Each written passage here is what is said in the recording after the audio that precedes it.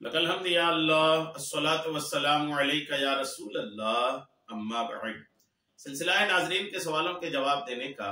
नाजरीन में से एक ने हमारे किसी वीडियो के कमेंट्स में ये सवाल लिखा है कि शबे मेराज, शबे कदर और शबे बारात इन रातों में तहज्जुद की नमाज कैसे पढ़े, ये इनका सवाल है।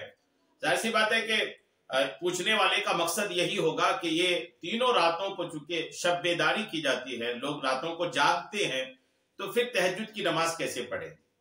अगर ये मकसद है तो जवाब तो मैं पेश कर रहा हूं, वरना अगर आप ये सोच रहे हैं कि इन रातों में तहज्जुद की नमाज पढ़ने का कोई अलग से तरीका है, तो ऐसा नहीं है। तहज्जुद की नमाज पढ़ने का जो तरीका दीगर रातों में है, वही तरीका शबे बारात, शबे कदर और ये शबे मेराज की रात भी है। जिस भी रात को पढ़ेंगे आप तहज्जुद की नमाज, तरीका एक है।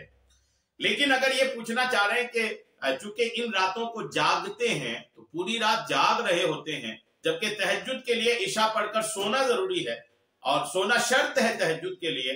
चूंकि क़यामुल लैल और तहज्जुद में फर्क ही यही है कि क़यामुल लैल के लिए सोना शर्त नहीं है और तहज्जुद के लिए सोना शर्त है। यानी इशा भी पढ़ना जरूरी है और ईशा पढ़कर सोना भी जरूरी है। ईशा भी और सोना भी, इन दोनों के बाद जो होता है वो तहज्जुद होती है।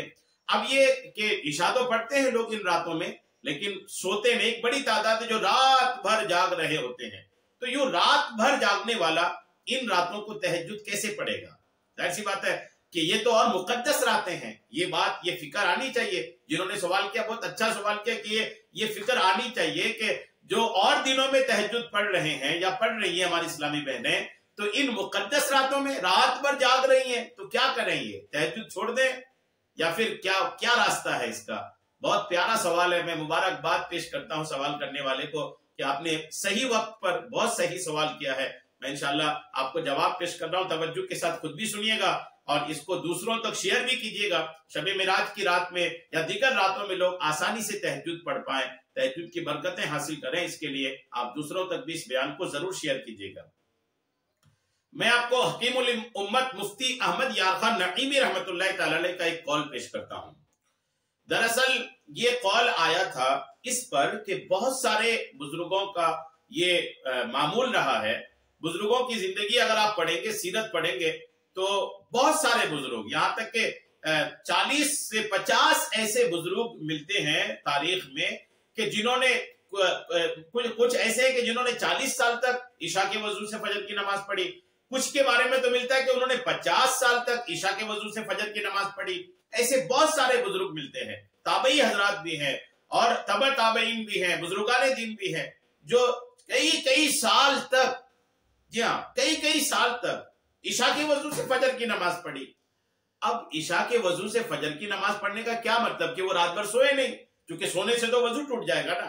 अब जब रात को सोए नहीं, तो इतने बड़े बड़े बुजुर्ग जो रात भर इबादत करने वाले, तो क्या ये रात भर इबादत करने वाले उन दिनों तहज्जुद छोड़ देते थे, जबकि तहज्जुद की अपनी एक शान है, नमाज तहज्जुद की अपनी बरकतें हैं। तो वो बुजुर्ग क्या करते थे, ये बहुत अहम मामला है। इसी बात पर बुजुर्गों की इन रात जागकर इबादत करने पर यह बात आई थी कि ये लोग तहज्जुद कैसे पढ़ते थे। और वही हाल शबे मेराज, शबे कदर, शबे बारात, इन रातों में आम लोग भी जागते रहते हैं, तो ये तहज्जुद कैसे पढ़ेंगे, ये बात आई थी। आइए क्या उसमें फैसला हुआ था, क्या मसला निकल के आया था, हल क्या है इसका, सुनिए। फरमाते हैं कि जिन बुजुर्गों से मनकूल है कि उन्होंने 30 या 40 साल ईशा के वजू से फजरी की नमाज पढ़ी है, जैसे हुजूर गौसे आजम, इमाम अबू हनीफा रदियल्लाहु ताला अन्हुमा, वो हजरात जो हैं तहज्जुद पढ़ते थे। लेकिन क्या करते थे, जब रात ईशा के वजू से फजर की नमाज पढ़े तो फिर बिना सोए कैसे। तो अब सुनिए, वो लोग करते ये थे कि रात में इस कदर ओंघ लेते थे जिससे तहज्जुद दुरुस्त हो जाए। ये बहुत कामयाब बात है, पॉइंट वाली बात है कि वो हजरात जो रात भर जागकर इबादत करते थे, वो तहज्जुद के लिए करते क्या थे, बैठे बैठे कुछ लम्हे की ओंघ ले लेते थे। ओंघ लेते ना, नींद आती तो ओंघता है आदमी, ओंघना भी नींद है। तो अगर एक ओंघ भी आ गई, मतलब आप नींद ले लिए, अब आपके लिए तहज्जुद दुरुस्त है। तो अब वो बुजुर्गाने दिन क्या करते थे कि इस कदर ओंघ लेते थे जिससे तहज्जुद दुरुस्त हो जाए। लिहाजा इन बुजुर्गों पर यह एतराज नहीं है कि उन्होंने तहज्जुद क्यों ना पढ़ी, حضرت ابو دردہ، ابو ذر غفاری وغیرہ ہم صحابہ جو شب بیدار تھے، ان کا بھی یہی عمل تھا. صحابہ میں بھی بہت سارے صحابہ بھی رات بھر جاگ کر اللہ کی عبادت کرتے تھے. تو وہ صحابہ بھی یہی کرتے تھے کہ ایک اونگ لے لیتے تھے. بیٹھے بیٹھے اونگ لینے میں وضو نہیں ٹوٹتا، یاد رکھیے گا. بیٹھے بیٹھے اگر اونگ لے لیا تو وضو بھی نہیں ٹوٹتا، وضو بھی نہیں ٹوٹا، ایک نیند بھی ہو گئی اور تہجد بھی ادا کرنے کے قابل آپ ہو گئے. تو جو شب قدر ہو، شب معراج ہو، شب برات ہو، ان راتوں کو جو رات بھر جاگتے ہیں ان کو کرنا یہ ہے کہ عشاء کے بعد آپ بیٹھے بیٹھے مسجد میں یا اپنے گھر میں، روم میں، کمرے میں، کہیں پر بیٹھے بیٹھے ایک اونگ لینے کی کوشش کیجیے. اور ظاہر سی بات رات بھر جاگ رہے ہیں تو نیند تو آئے گی، تھوڑی ایک اونگ لینے کی کوشش کیجیے. اور ایک اونگ جیسے آ جائے پھر اٹھ کر آپ منہ ہاتھ دھو کر کے چاہیں تو تازہ وضو بنا لیں تازگی کے لیے. اور وضو ویسے ٹوٹا نہیں ہے اونگنے سے، لیکن پھر بھی تازگی کے لیے تازہ وضو بنا کر کے آپ تہجد کی نماز پڑھ سکتے ہیں. اللہ کریم ہم سب کو نماز تہجد کی خوب برکتیں عطا فرمائے.